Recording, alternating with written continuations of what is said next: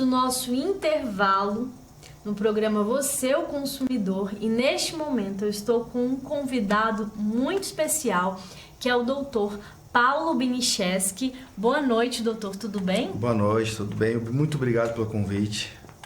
Eu que agradeço.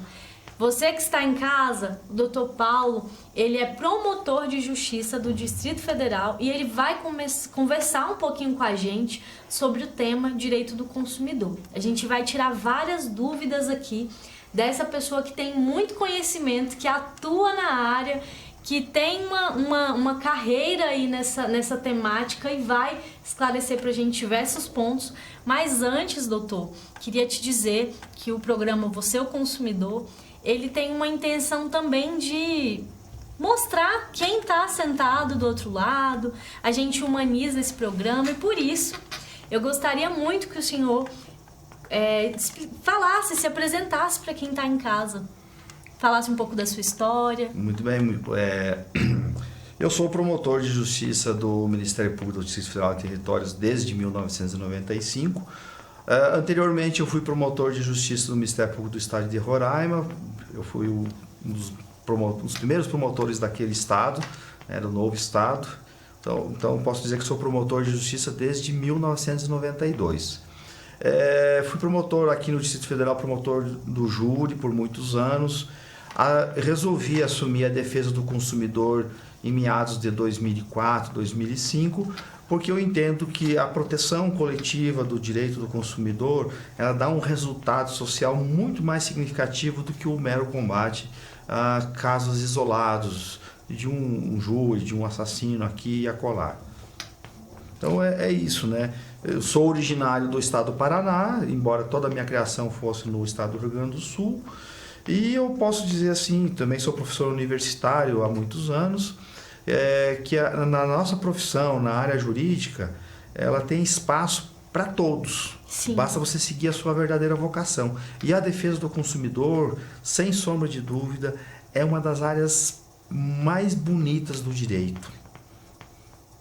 Ela engloba diversas questões. Nós todos somos consumidores. Se você imaginar que quando você acorda pela manhã e você vai usar a sua escova de dente, o creme dental, ali você é consumidor. Você é consumidor da fábrica que faz a escova de dente, da fábrica que faz o creme dental. Você é consumidor da água que vem da torneira, da pia, Exato. do sabonete que você usa, da maquiagem, da escova. Então, o dia todo, até na hora de dormir, nós somos consumidores. É verdade. Eu costumo também dizer isso, que a gente, até o ar que a gente respira, a gente está consumindo, né? Então, tem uma relação muito grande com os direitos da coletividade, como o senhor atua justamente nessa área aí dos direitos difusos e coletivos, né? Que engloba, na verdade, o direito do consumidor também. Mas antes disso, né, antes da gente entrar nesses temas, quem está em casa, eu gostaria que o senhor também explicasse um pouco o que faz um promotor de justiça. Olha, o Ministério Público, ele é representado ou representa na instituição os promotores de justiça nos estados. Na área federal nós temos os procuradores da República e na área da Justiça Militar nós temos o Ministério Público Militar ou os promotores de justiça que atuam. E ainda temos o Ministério Público do Trabalho. Vamos puxar aqui a brasa para o nosso assado. No nosso caso, nós temos promotores de justiça que são atuantes na área da perseguição criminal, são os promotores criminais, e temos ainda os promotores de justiça que atuam na área dos direitos coletivos, na área do direito do consumidor, as questões ambientais, questões do combate à improbidade administrativa. Então, o Ministério Público, basicamente, seguindo os termos da Constituição, ele defende a ordem jurídica e o regime democrático e os direitos sociais e individuais indisponíveis. Então, o promotor de justiça, o membro do Ministério Público, está aí para defender o cidadão brasileiro, a nossa sociedade. Defender os direitos das pessoas que muitas vezes até desconhecem. O nosso cidadão, ele tem aí, por vezes, em desacreditar, né, no sistema de justiça, já está tanto descrente aí com certos desmandos e muitas vezes desconhece seus próprios direitos ou às vezes pensa dos seus direitos de forma equivocada. O promotor de justiça está aí para auxiliá-los, né? Para fazer essa defesa intransigente, combater o mal feito. Nós temos uma imensa gama de atuação. Você pensa assim sempre, Gabriela, no sentido de que o promotor só faz aquela chamada perseguição criminal, que vai lá tentar colocar o indivíduo que comete um crime na cadeia. Mas isso não é o nosso trabalho principal ou o nosso único trabalho. Nós temos uma série de tantas coisas que nós podemos fazer aí em benefício da toda a coletividade. De toda a coletividade. E as pessoas podem contribuir com isso, com o trabalho do Ministério Público, por exemplo, denunciando situações na ouvidoria. Exatamente. Olha só, o Ministério Público na área, por exemplo, dos crimes, muitas vezes ele atua em razão de um registro de ocorrência policial que o cidadão vítima faz numa delegacia de polícia e aquilo depois acaba virando uma investigação. Sim. Ou às vezes o promotor de justiça toma conhecimento por si só daquele crime e ele já começa a investigar em algumas situações ou requisita a investigação da autoridade policial e em outros direitos, como as questões dos direitos dos consumidores, o cidadão pode fazer uma reclamação dirigida à nossa ouvidoria. Isso está lá no site, tem um e-mail, ele não precisa, muitas vezes não precisa sequer se identificar, que pode fazer uma reclamação lá, mas tem muitos casos que o promotor de justiça ele acaba constatando por si só, às vezes passando pela rua ele vê uma questão de publicidade enganosa ou abusiva e de ofício nós agimos. Então o promotor de justiça ele age ou provocado pela sociedade, pelo cidadão, ou às vezes de ofício, sem nenhuma provocação, porque isso é a nossa missão, é o nosso dever jurídico. Exatamente. Então, para você que está em casa, é isso. Esse é o papel, esse é o trabalho de um promotor de justiça. A gente sempre procura esclarecer as pessoas, né? Porque às vezes quem está do outro lado pode não saber. E eu ainda aproveito, já interrompendo você, claro, mas para falar que o Ministério Público também atua nas questões de direito eleitoral. Na questão das eleições. Estamos em um ano Nós eleitoral. estamos em ano eleitoral. Eu, por coincidência, eu sou promotor de justiça eleitoral também. E nós temos assim intenso trabalho nas questões eleitorais. Nas questões eleitorais.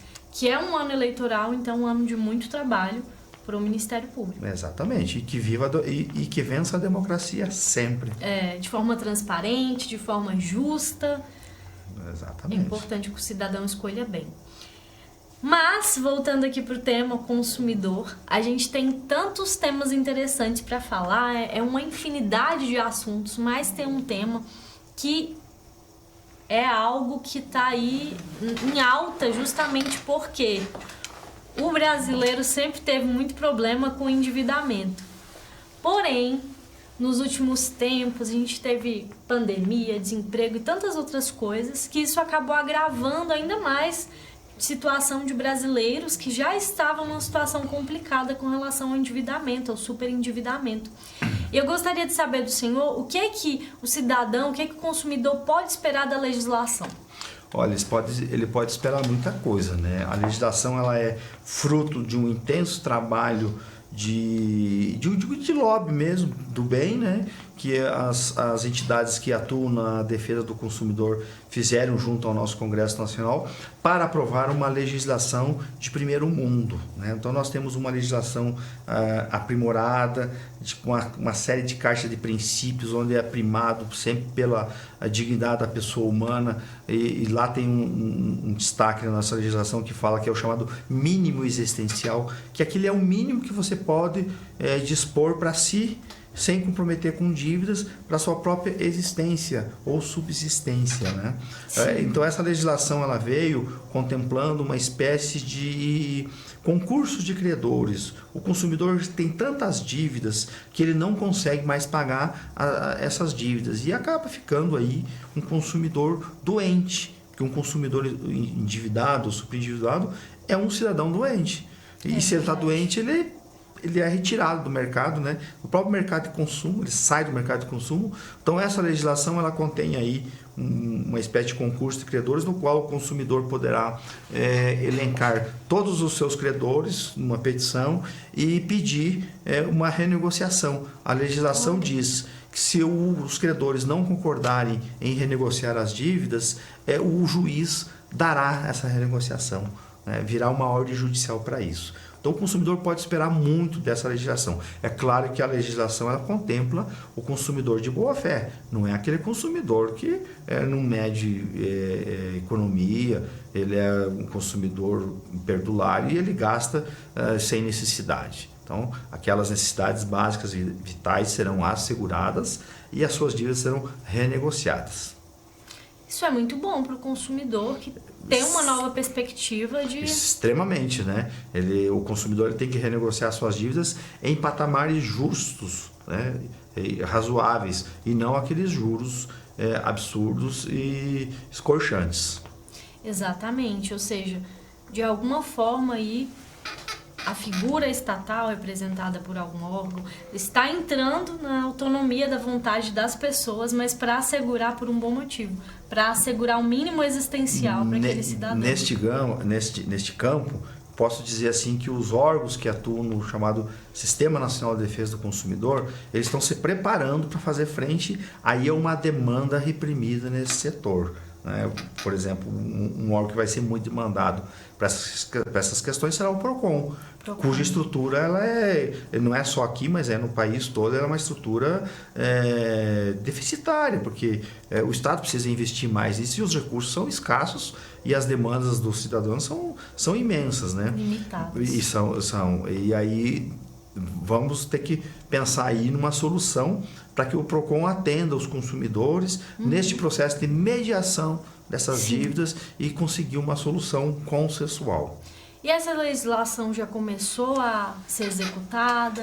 Ela ainda está engatinhando, porque a legislação ela é bem recente, né? Sim. Nós passamos aí cerca de 10 anos ou um pouco mais para conseguir aprovação no Congresso Nacional. Saiba que o sistema, o capital, né, que se chama aí dentro dessa perspectiva aí de socialismo, capitalismo, enfim, o capital financeiro que tem um domínio econômico, isso não é uma coisa local, mas isso é na ordem mundial, ele tem muita resistência com relação a isso, né? E essa legislação ela tem um caráter social, né, de restaurar a dignidade do cidadão. Não foi fácil a sua aprovação, sofremos assim muito combate na legislação, mas acabou sendo aprovado e agora a gente estamos aí tentando fazer essa lei vir para ficar. Sim.